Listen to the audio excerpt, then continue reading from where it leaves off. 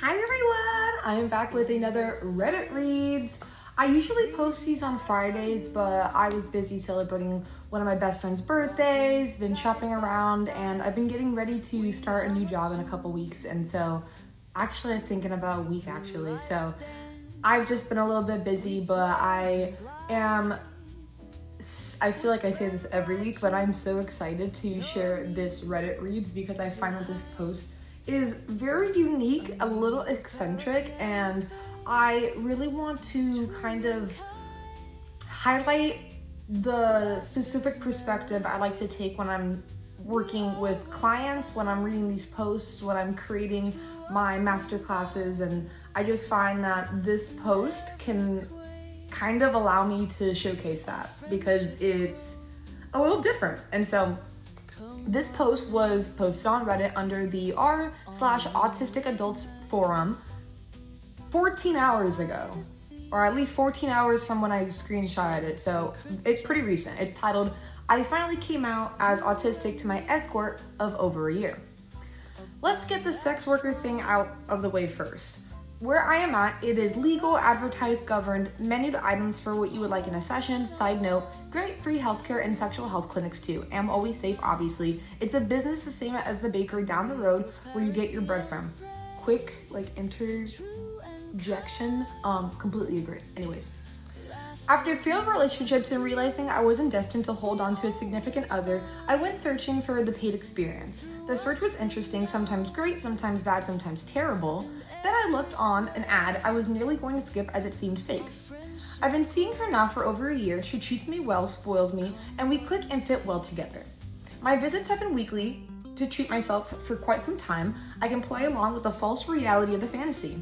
Obviously, over that time, we've learned some real things about each other, and there's probably a connection there, but I don't fully understand, but the fantasy is still intact. She used to only be a 10-minute drive down the road, but she recently moved. I asked if she would still be taking visitors and if I could have her new address so I could continue visiting, and she was happy about that.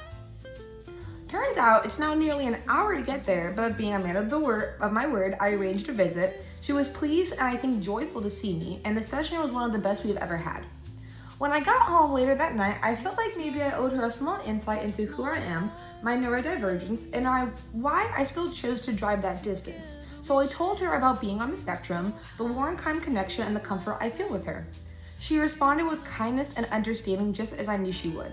I don't usually explain the autism to people and the struggles with social interactions, but it felt good saying it, and even better that she responded like it wasn't a big deal. So I have my notes, and the reason why I wanted to talk about this post is because I feel that a lot of people could have a lot of different opinions and judgments on this, but I'm not here to judge anyone's relationship, and whenever I'm working with either a couple or an individual, I like to come at it from a strengths-based perspective. And so what do I see in either the person, in the story, in the education that I'm trying to provide that highlights a person's strengths, right? And so there are two things within this post that I find to be noteworthy of strengths of the OP original poster. Anywho, to begin with, I felt like it's really awesome that he felt confident and secure enough in their dynamic to disclose his diagnosis.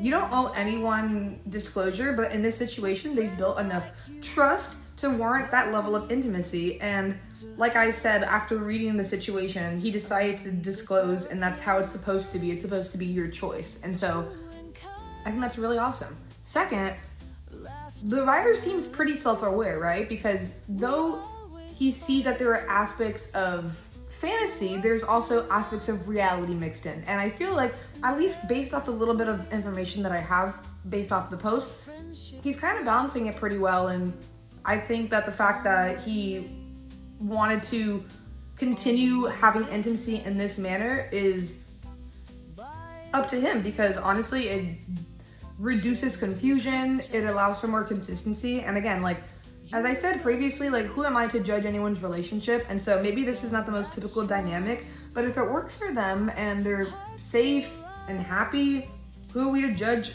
their structured intimacy? Because we all have different forms and different ways in which we want to be intimate. And so if this works for them, it works for them. And so I'm really happy about that. Anyways, thank you so much. I am so happy to be posting this, to be here. If there's any other topics, anything that you would like to recommend me to cover, please comment in the comment section below. Also, I have no decor like back here in this like little area, so if you have any ideas as to like how I can decorate this space, I would absolutely love that. But yeah, that's my Reddit reads for today. I'm gonna continue doing some research for a new post on Wednesday, and I will see everybody soon. I hope you had a great weekend, and I hope you have a great week. Bye!